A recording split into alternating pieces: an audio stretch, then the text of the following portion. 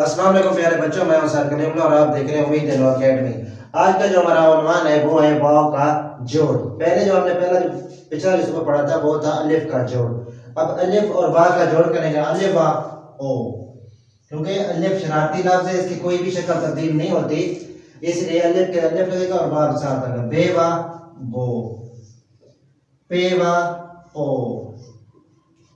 ते वा तो, टे वा तो, सेवा सो, और जीम वा, जीम क्या शक्ल बा के साथ है, जीम वा जो, चीम वा चो, हे वा हो, और इसके साथ है खाएवा हो।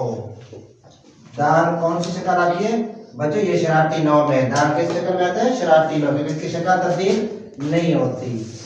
और ये हो गया डालवा दो, डालवा जो, रेवा रो, क्योंकि ये शरारती नौ, इनकी शक्लें बिल्कुल भी तब्दील नहीं होती। जेवा जो, योवा यो।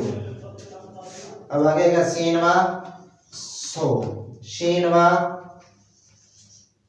शो, स्वादवा सो, जुआदवा जो, और तोयवा तो, जोएवा जो, ऐनवा ओ, गैनवा गो।